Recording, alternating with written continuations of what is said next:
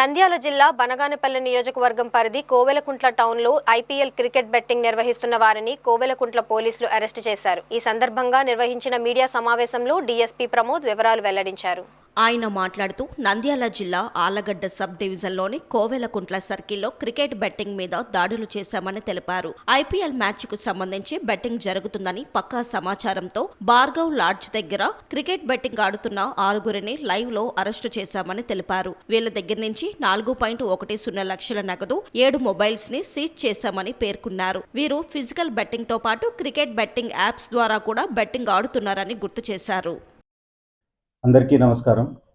నంద్యాల జిల్లా ఎస్పీ శ్రీ అధిరాజ్ సింగ్ రాణా గారి ఆదేశాల మేరకు ఆలగడ్డ సబ్ డివిజన్ పరిధిలోని కోవెలకుంట్ల సర్కిల్లో మనం క్రికెట్ బెట్టింగ్ రైడ్స్ కండక్ట్ చేయడం జరిగింది. ఈరోజు మధ్యాహ్నం 3:30కి Gujarat titans versus Delhi capitals అనే జరుగుతున్న ఐపీఎల్ మ్యాచ్కి సంబంధించి మనం పక్కా ఇన్ఫర్మేషన్ తోటి భార్గవ్ లాడ్జ్ దగ్గర ఒక 6గురు క్రికెట్ బెట్టింగ్ ఆడుతున్నారని ఇన్ఫర్మేషన్ బేస్ మీద మనం రైడ్ చేశాము. వీళ్ళ 6గురిని లైవ్లో మనం పట్టుకున్న తర్వాత వీళ్ళ దగ్గర నుంచి ఒక 4,10,000 రూపీస్ క్యాష్ మరియు ఒక 7 మొబైల్స్ని ఈరోజు మనం సీజ్ చేశాము. అలాగే వీళ్ళపైన గేమింగ్ యాక్ట్ సెక్షన్స్తో పాటు కొత్తగా బిఎన్ఎస్ చట్టంలోని ఆర్గనైజ్డ్ క్రైమ్ సెక్షన్స్ కూడా మనము దీంట్లో పెట్టడం జరిగింది.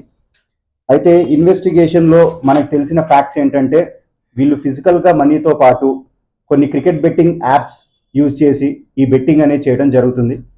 మా దర్యాప్తులో ఒక 2 బెట్టింగ్ యాప్స్ వీళ్ళు యూజ్ చేస్తున్నారని తెలిసింది.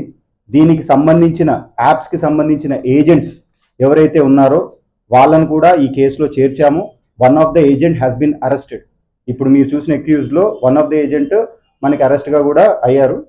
సో ఇంకా టోటల్ నెంబర్ ఆఫ్ అక్యూజ్డ్ ఎవరైతే ఈ యాప్స్కి సంబంధించిన వాళ్ళు ఉన్నారో మనకి ఈ కేసులో టోటల్ 11 పీపుల్ ఉన్నారు. 11 పీపుల్లో 6 మెంబర్స్ని మనం ఆల్రెడీ అరెస్ట్ చేశాము. మిగతా వాళ్ళు కూడా అబ్స్కాండింగ్లో ఉన్నారు, వాళ్ళని కూడా మనం అరెస్ట్ చేస్తాము. సో ఇందాక నేను చెప్పినట్టు క్రికెట్ బెట్టింగ్ యాప్స్ యూజ్ చేసి వీళ్ళు చేసిన ట్రాన్సాక్షన్స్ ఈ ఐపీఎల్ సీజన్లో ఏవైతే ఉన్నాయో దీనికి సంబంధించిన బ్యాంక్ డీటెయిల్స్ మనం ఆల్రెడీ తీసుకునేసి కన్సర్న్ బ్యాంక్ మేనేజర్స్కి మనం లెటర్స్ పెట్టి వీళ్ళు ఏదైతే ఈ అమౌంట్ క్రికెట్ బెట్టింగ్కి యూజ్ చేశారో ఈ యాప్స్ ద్వారా ఇదంతా కూడా అమౌంట్ ఫ్రీజ్ చేసి తర్వాత మనం సీజ్ చేయడం అనేది జరుగుతుంది. ఇది కూడా మనం చేస్తున్నాము. నెక్స్ట్